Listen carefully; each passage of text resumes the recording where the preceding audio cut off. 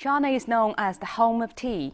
One of the most famous varieties of Chinese tea is Pu'er, made from a large leaf tea tree that grows in Yunnan province in the southwest. Pu'er tea is unique in one important aspect. The flavor improves the longer it is kept.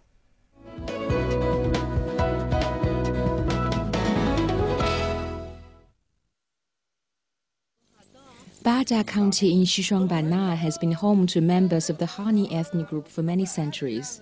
A cold winter's morning is the time when they hold a special ceremony in honor of the world's oldest wild tea tree. The king of tea trees is, in the minds of the Han people, holy. It has witnessed the birth and prosperity of a special tea. A group of tea lovers have come together in Kunming. They're discussing Pu'er tea. Pu'er tea is produced from the leaves of a special large leaf tea tree that only grows in Yunnan. The techniques of making the tea are known by only a few people and are kept secret from outsiders. The flavor of Pu'er improves the longer it is kept in storage. Unlike other teas, Pu'er tea becomes sweeter and more agreeable to the taste after a long period of preservation. The tea lovers are proud of their collections and enjoy showing them off. The tea is judged according to several criteria: appearance, color, fragrance, and flavor, as well as its ability to preserve its taste. The tea lovers are fond of discussing when and where the various items in their collections were manufactured and the changing tea price. A lot of information about tea can be found online. A 100-gram jar of Pu'er tea, produced in the 1940s, was purchased at a Guangzhou tea fair at the beginning of 2007 for 300 yuan per gram. This is several times more expensive than the price of gold. What is it about Pu'er tea that makes it so special compared to other teas? There is a common belief that good tea comes from a famous mountain. There are 6 ancient mountains in Xishuangbanna where tea is grown. Several of the tea trees are over 1,000 years old. The 6 mountains are known as the cradle of Chinese Pu'er tea, where the growing, picking, and processing of the tea has a long history. The earliest record of Pu'er tea dates from the Tang Dynasty some 1,300 years ago, when the picking was conducted randomly and the processing was done on a haphazard basis. It was the introduction of the practice of pressing the tea leaves, introduced in the Ming Dynasty, that saw the popularity of Pu'er tea spread across the country. The Qing Dynasty was a golden age of tea making. Although Pu'er tea was also produced in other areas such as Lincang and Simao, the Pu'er tea that was sent as tribute to the imperial court all came from the 6 mountains of Xishuangbanna. The tea grown in Yunnan province was traded in a place called Pu'er, hence the name Pu'er tea. In the past, the skills of producing Pu'er tea were kept secret from outsiders. Today, by contrast, the tea makers are quite willing to provide information about Pu'er tea processing. Before the leaves are weighed, any old or impure leaves will be removed. The rule is that an individual qizhi tea cake should weigh 350 grams and a packet should comprise 7 cakes, hence the name qizhi tea cake, since qi means 7 in Chinese. The tea leaves are steamed to make them smooth and soft enough for pressing. Row after row of stones are involved in pressing the tea leaves. The tea cakes produced in the town of Yiwu have all been pressed by such stones.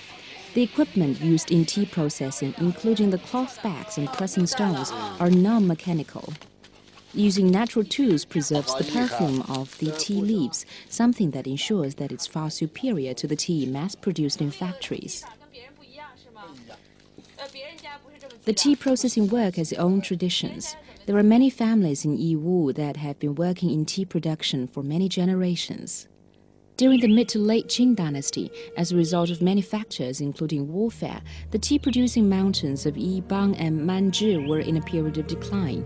Even so, Yiwu prospers as a platform for the growing contrast between the tea producers and merchants.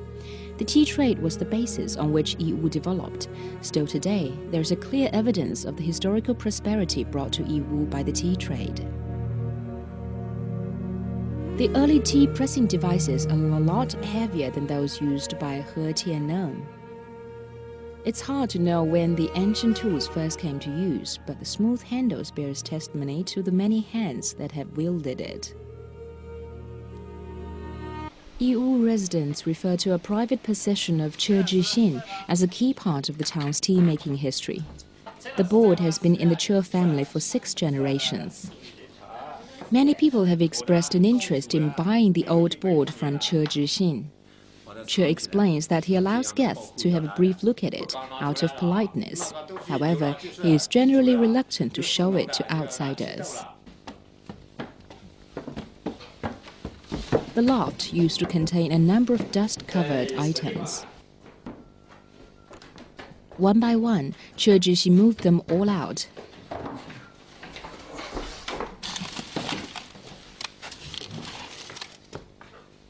Then, one day, he removed a felt covering and revealed an old wooden tablet.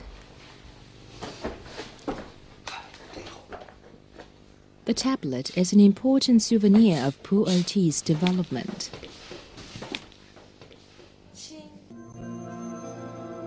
Pu'er tea is good for the stomach and has the effect of keeping out the cold. At the Qing imperial court, it was the custom to drink Longjing tea in the summer and Pu'er tea in the winter. Che Shunlai, an ancestor of Chejixin, presented Pu'er tea from Yiwu to Emperor Daoguang. The emperor praised the tea and demanded that some be sent as tribute to the imperial court each year. As a result of this imperial seal of approval, the price of Pu'er tea soared, and Che Shunlai was granted a board inscribed by the emperor himself. The ancient tea and horse trail is one of the longest major trade routes in the world. Yiwu is the starting point.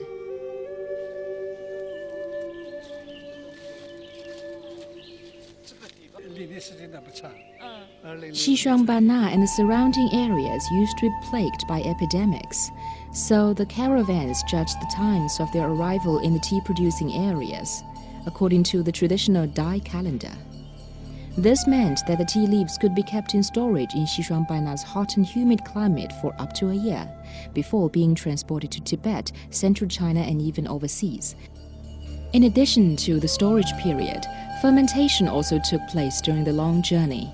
For instance, it would take 48 days from Menghai to Xiaguan. Ultimately, drinkers would discover with pleasure that the Pu'er tea leaves generated more fragrance than fresh tea leaves. Pu'er tea, though it seems quite simple, actually undergoes numerous complicated processes before it is ready to be drunk. Over the centuries, the generations of tea growers, makers, and drinkers have changed.